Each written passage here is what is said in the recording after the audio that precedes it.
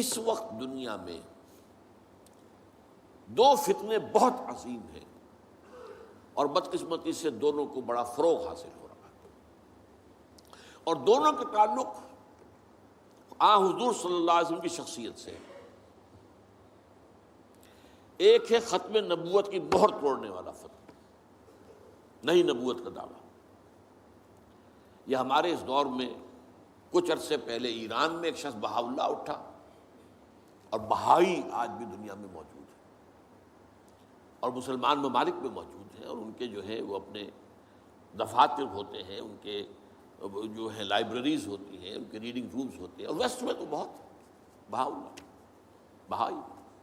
یہاں تو آپ زیادہ واقف نہیں۔ لیکن اس کے بعد جو بہت بڑا فتنہ اس وقت ہے، جسے مسلسل فروغ حاصل ہو رہا ہے ابھی، اور اسے وہ اپنی صداقت کے دلیل کے طور پر استعمال کر رہے ہیں، کیونکہ پوری مغربی دنیا ان کے پشت پر ہے، وہ ہے قادیانیت کا فتنہ۔ پوری مغربی دنیا آج آپ کو معلوم ہے پورا مغرب لفظ جہاد سے کانپتا ہے، جہاد کو گالی بنا دیا، جہادسٹ۔ یہ گویا کہ ان کے نزدیک کسی کو کنڈیم کرنا ہو تو جہادسٹ ہے یہ، تو یہ جہاد، اس جہاد یعنی قتال کی نفی کی تھی غلام احمد قادیانی نے، اسی لیے انگریزوں کا چہیتا بنا تھا، اس لیے کہ ظاہر بات ہے کہ ہندوستان میں انگریز آ تو گیا تھا، لیکن اس نے یہ نوٹ کر لیا تھا کہ مسلمانوں کے اندر تو جراثیم موجود ہے بغاوت کے، مسلمانوں نے دل سے ہمیں تسلیم نہیں کیا، اس کی وجوہات تھی۔ ایک بات تو یہ تھی کہ مسلمانوں سے تو تم نے حکومت چھینی، ہندو تو پہلے مسلمان کا غلام تھا، اب تمہارا ہو گیا، تو ہندو کے لیے تو معاملہ چینج آف ماسٹرز کا تھا، آقا بدل گئے، یہ تو نہیں کہ وہ حاکم سے محکوم بنایا گیا ہو، جبکہ مسلمان حاکم سے محکوم بنائے گئے تو ان کے اندر تو لازماً ایک بدلہ لینے کا جذبہ، انتقام کا جذبہ، اپنا کھویا ہوا مقام حاصل کرنے کا جذبہ جو ہے وہ موجود تھا۔ چنانچہ یہی وجہ ہے کہ حضرت سید احمد شہید بریلوی رحمۃ اللہ علیہ کی تحریک چلی، اگرچہ بہرحال مشیت ایز تھی اور کچھ ان کی بھی اجتہادی غلطی سے وہ ناکام ہو گئے، دنیاوی اعتبار سے بالا کوٹ میں شہید ہو گئے، لیکن یہ ہے کہ اس نے ایک سور پھونک دیا تھا مسلمانوں کے اندر جہاد کا۔ ان کے بعد بھی طویل عرصے تک اس علاقے کے اندر انگریزوں کے خلاف جو ہے وہ جہاد جاری رہا ہے، مسلسل جاری رہا ہے، اور اس کے بعد آپ کو معلوم ہے کتنے ہی علماء تھے جو پھانسی چڑھائے گئے ہیں، جن کو جو ہے کالا پانی بھیجا گیا ہے کہ علماء نے اس کو جو ہے دارالحرب قرار دے دیا، اور دارالحرب کے اندر رہتے ہوئے مسلمان کے لیے فرض ہوتا ہے کہ وہ اس دارالحرب کو جو دارالاسلام بنانے کی جد و جہد کرے۔ یہی وجہ ہے کہ 20ویں صدی کے آغاز تک بھی ہمیں سراغ ملتا ہے وہ ریشمی رومال کی تحریک۔ میرے نزدیک جو 14ویں صدی ہجری کے جو مجدد تھے حضرت شیخ الہند رحمۃ اللہ علیہ اسیر مالٹا، ان کی ریشمی رومال تحریک جو تھی وہ یہی تھی، ایک تدبیر تھی، بہرحال وہ نہیں چلی، ناکام ہو گئی، یہ دوسری بات ہے۔ تدبیر یہ تھی کہ ادھر ترکوں سے کہا جائے اس وقت تک ابھی خلافت عثمانیت باقی تھی، یہ تو 1924 میں ختم ہوئی ہے، اور یہ میں بات کر رہا ہوں 1915 کی، کہ وہاں کسی کو بھیجا جائے کہ ادھر سے ترک جو ہے وہ حملہ آور افواج آئیں، اور ادھر افغانستان بھیجا جائے کسی کو، وہاں سے افغانستان سے مسلمان حملہ کریں اور ادھر اندر سے ہم بغاوت کریں تو انگریز کو یہاں سے اٹھا کر پھینک دیں۔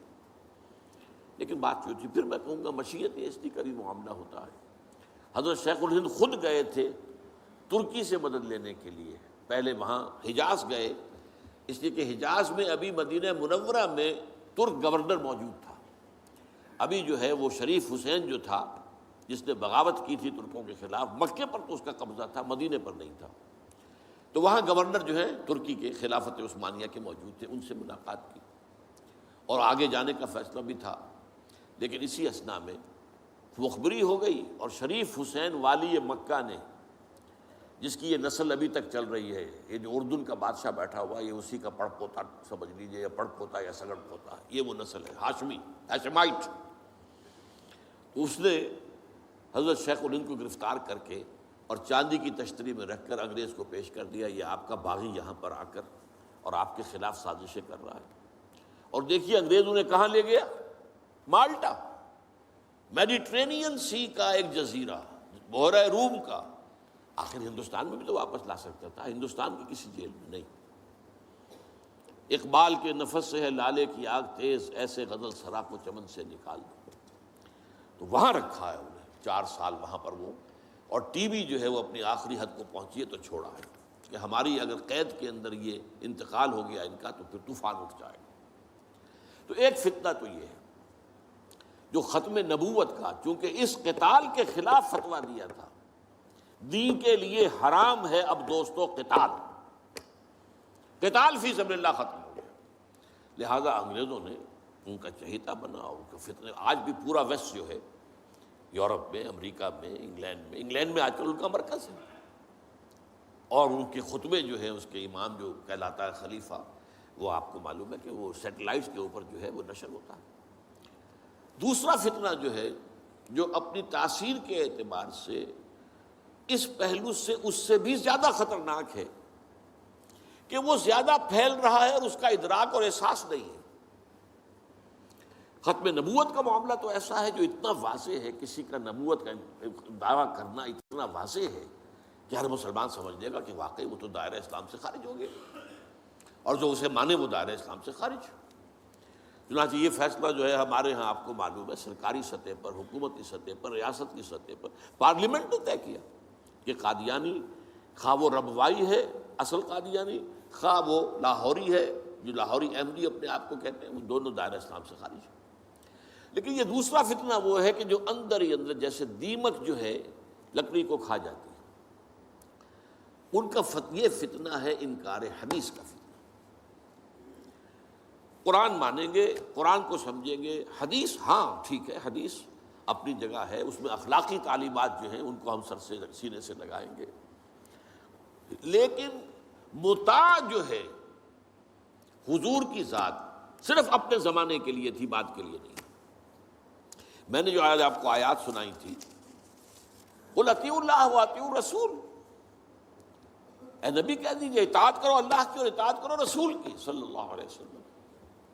فَإِن تَوَلَّوْا، پھر اے نبی اگر یہ پیٹھ موڑ لے، فَإِنَّمَا عَلَيْهِ مَا حُمِّلَ وَعَلَيْكُمْ مَا حُمِّلْتُمْ، تو ان سے کہہ دیجئے، انہیں یہ بات بتا دیجئے کہ جو ذمہ داری ہم نے ڈالی اپنے رسول پر وہ اسی کے مسئول ہوں گے، جو ذمہ داری تم پر پڑی ہے اس کے مسئول تم ہوگے۔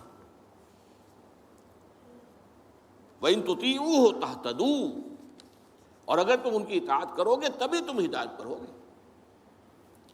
دوسرا سورۃ تغابن کی آیت میں نے آپ کو سنائی تھی، وَأَطِيعُوا اللَّهَ وَأَطِيعُوا الرَّسُولَ فَإِن تَوَلَّيْتُمْ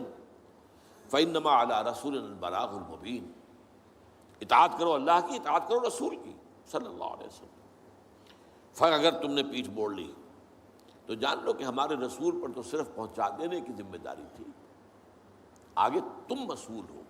کہ تم تک جو پہنچا دیا گیا تھا پیغام تم نے اسے قبول کیوں نہیں کیا۔ یہ جو اطاعت رسول ہے یہ دائمی ہے، یہ ایسا نہیں ہے کہ صرف حضور اس کے لیے الفاظ استعمال کر دیتے ہیں۔ وہ مرکز ملت اپنے دور میں اپنے زمانے میں مرکز ملت تھے محمد صلی اللہ علیہ وسلم، لہٰذا امیر جماعت کی حیثیت سے، امیر ملت کی حیثیت سے ان کا حکم مانا جانا ضروری تھا۔ لیکن آئندہ تو جو بھی امیر ہوگا، جو بھی مرکز ملت ہوگا، جو بھی حکومت بنے گی، جو بھی مسلمانوں میں حاکم ہوگا، ان کی اطاعت فرض ہے۔ اور یہ فتنہ اس تیزی سے پھیلا ہے، اس تیزی سے پھیلا ہے، اس لیے کہ شریعت کی بہت سی پابندیاں ان لوگوں نے اسی حوالے سے حدیث کو اٹھا کر پھینک دیا۔ پردہ کوئی شے نہیں ہے، کوئی خاص شے نہیں ہے، پردہ جو ہے یہ تو ایک خاص دور کا کلچر تھا بس۔ اب قرآن مجید کی آیات کی جو ہے وہ غلط تعویلیں کر رہے ہیں، ترجمے غلط کر رہے ہیں۔ اب عام آدمی جو ہے، عام جدید تعلیم یافتہ آدمی جو ہے، اسے کہاں عربی کا پتہ ہے، وہ اسے کہاں پتہ چلتا ہے کہ یہ جو آیت کا ترجمہ کیا جا رہا ہے یہ غلط کیا جا رہا ہے، ٹیڑھا کیا جا رہا ہے۔ یہی آیات کے ترجمے میں تحریف قادیانیوں نے کی ہے۔ ان کا ایک عام مبلغ اور ان کے زیر اثر کوئی شخص آئے آپ سے بات کرے، آپ ہکا بکا رہ جائیں گے، وہ آیتوں پر آیتیں پیش کرے گا لیکن ترجمے اس کے غلط کر رہے ہیں۔ آخر وہی آیتیں ہیں جو 1400 برس تھے مسلمان جو ہیں صحابہ سے لے کر اور ہمارے دور تک علماء پڑھتے آئے ہیں، ان کا ترجمہ انہوں نے کیا۔ تو یہاں پر بھی یہ ہے کہ وہ تعویلیں غلط کرتے ہیں، اور ایسی ایسی تعویلیں کہ ذرا سے بھی عقل اگر ہوتا کیا ہے، انسان کی مت ماری جاتی ہے۔ کسی خاص معاملے میں آپ کسی شخص سے متاثر ہو گئے، اب اس کی ہر بات آپ قبول کرتے جائیں گے، اس پر جو ہے تنقیدی نگاہ نہیں ڈالیں گے، یہ کمزوری ہے۔ چنانچہ ایسی ایسی تعویلیں بھی ہیں کہ یہ قرآن مجید میں جو آیا ہے کہ چور مرد ہو یا عورت ہو کے ہاتھ کاٹ دیے جائیں، اس کا مطلب ہاتھ کاٹنا نہیں ہے، تو مولویوں نے خامخواہ غلط بات سمجھی ہے، تو بڑا وحشیانہ فعل ہے۔ اس کا مطلب یہ ہے ہاتھ کاٹ دو، جیسے کہ کبھی والدین کہتے ہیں اپنے بیٹے، بیٹے تم نے تو ہمارے ہاتھ کاٹ دیے، یعنی کوئی معاملہ ایسا ہے کہ تم نے ایسی بات کر دی ہے کہ اب ہمارے پاس کچھ نہیں رہا، کوئی چارہ کاری نہیں، تو گویا کہ تم نے ہمارے ہاتھ کاٹ دیے۔ تو ایسا معاشرہ پیدا کر دو کہ چوری کی ضرورت ہی نہ ہو، بس یہ ہے ہاتھ کاٹ دینا، معاذ اللہ۔ حالانکہ قرآن مجید اس کے بعد کہتا ہے جزاء لما کسبا نکالا من اللہ، یہ جو سزا ہے اللہ کی طرف سے اور ان کے کیے کا کرتوت کا بدلہ ہے، یہ بات کہی جا رہی ہے۔ تو یہ جو ہے ایسا نظام قائم کر دینا، یہ کوئی سزا ہے، یہ کوئی عبرت کی بات ہے، یہ تو بہت اچھی بات ہے۔ لیکن یہ کہ وہ لوگ جو پرویز غلام احمد پرویز، عجیب بات یہ ہے کہ پنجاب نے یہ دو غلام احمد پیدا کیے، غلام احمد قادیانی، غلام احمد پرویز، ایک نے مہر ختم نبوت کو توڑا اور ایک نے حدیث کے بارے میں اور مستقل طور پر سنت رسول کو شریعت کے بنیاد ہونے کی حیثیت سے چیلنج کر دیا۔ اور یہ فتنہ میں آپ سے عرض کر رہا ہوں، آج چونکہ جیسے قادیانیوں کو پوری مغرب کی سپورٹ ہے، ایسے اس فتنے کو بھی، کیونکہ وہ کلیش آف سویلائزیشن میں اسلامی تہذیب کو ختم کرنے کی درپے ہو گئے ہیں، اور اسلامی تہذیب کا اور شریعت کا دار و مدار اکثر و بیشتر تو حدیث پر ہے، سنت پر ہے،